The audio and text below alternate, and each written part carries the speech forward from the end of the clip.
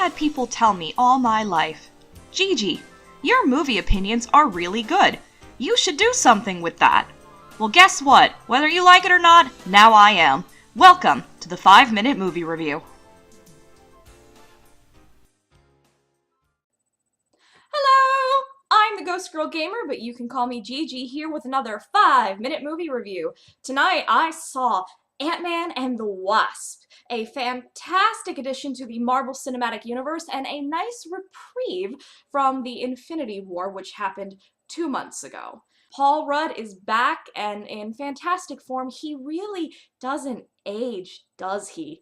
At least I don't think he does. He's one of the vampires like Keanu Reeves. Your whole favorite cast is back. Evangeline Lilly as Hope, and a daughter of Hank Pym, technically the original Ant-Man and the Ant-Man from the comics. Hank's wife went into the quantum realm and was never able to come out of the quantum realm. That's something we saw Paul Rudd's character Scott, Ant-Man, go into the quantum realm before. She's stuck. They want to get her out. Played by the gorgeous Michelle Pfeiffer, who I have not seen in a film in some time. She looks as stunning as ever. She's fantastic in the part. Very nice to see her there. Michael Douglas as Hank Pym. They do some fantastic makeup work trying to make him look young again. It didn't work so good. They did the same thing with Lawrence Fishburne later on in the film. Much more successful there. We get some fantastic choreographed scenes between the Wasp and Ant-Man. I'm wondering, there's a scene that you'll probably have seen in the trailers where they're fighting in the kitchen. Now obviously there's some CG effects, but some of the effects looked downright practical. And if they were, kudos, they looked fabulous. If they were practical, then I give them major props in there. There's a couple of interweaving plots, as there typically are with movies these days. I mentioned it in my last review about the Jurassic World having too many plots. This one had a few interweaving plots, but they all sort of led to the same point. Again, we have our main storyline, try to get Michelle Pfeiffer's character out of the quantum realm. To do that, they need Scott. They need Ant-Man. Now, obviously, if we recall from the Civil War incident where Scott took the suit without permission, obviously there's a rift between Hank and Hope and Scott. Our villains are introduced pretty early on. We have sort of a true villain, an anti-hero, kind of, and then the FBI, who are kind of your good guys, but they're an antagonist in the sense that they are preventing our heroes from progressing forward in the storyline. Fantastic performance by Randall Park as the FBI agent. I love him. You just want to pinch his little cheeks. He's so charming and adorable. Speaking of adorable, the young actress who I'm looking up right now, Abby Ryder-Fortson. That's a mouthful, but I don't know where this kid came from. Obviously the first Ant-Man movie, but she is so expressive and emotive and adorable and so good in this part. Speaking of phenomenal standout roles, Michael Pena.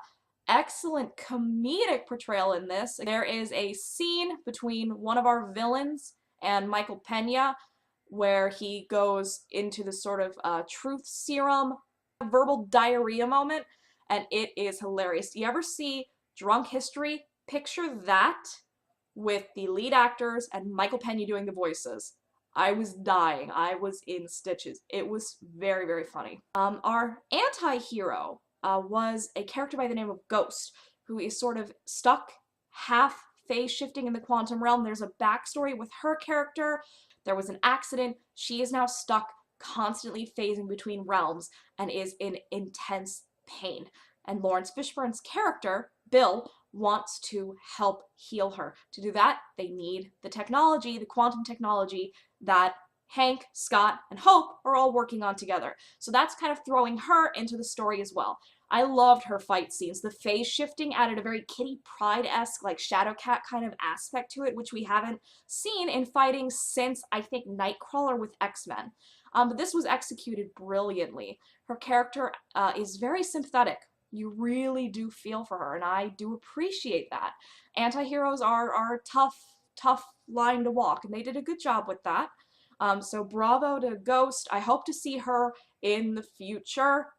As far as tying into the Infinity War, the film does not, at all, until the very last scene. And I think this isn't even the last scene traditional film. This is the post-credits, pre-credits, first credits, post-film scene, first post-film scene, where it actually ties in to the Infinity War.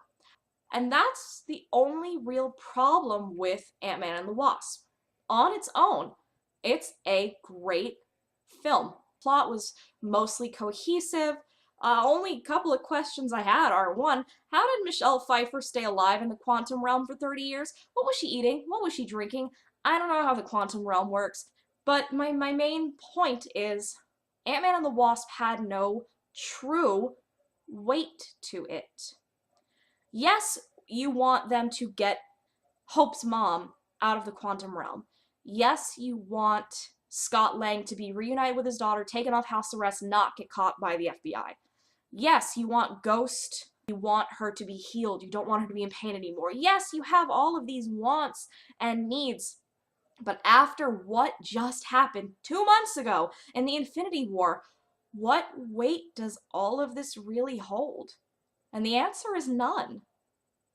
It really doesn't hold any weight. There's not a deep sense of urgency. There's not a tugging, foreboding weight, knowing that in the end, everything that's happening in this film, up until that credits ending scene, doesn't really matter. And that's the only problem. If you can snap your mind out of the Infinity War, it's a great movie. It's fantastic. It's fun. It's lighthearted. It was comedic. The characters are sympathetic, enjoyable, well acted, well scripted. Bravo. But in the end, well, it doesn't really matter. The after credits scene matters in terms of the Marvel Cinematic Universe. It matters a lot. We now have a few options on how the Infinity War will be resolved. This provides one of them. But overall, I say if you like superhero movies, go see Ant-Man and the Wasp. Paul Rudd is phenomenal. Evangeline Lilly, mwah! Remember, just detach your mind from the gravitas of the Infinity War and you're good to go. That does it for this 5-minute movie review. If you've got a film you want me to watch and review, it can be old movie, it can be new movie, good movie, bad movie, I don't care. I'll watch it and I'll talk about it. It's what I do. I'm the Ghost Girl Gamer, but you can call me Gigi. Bye-bye!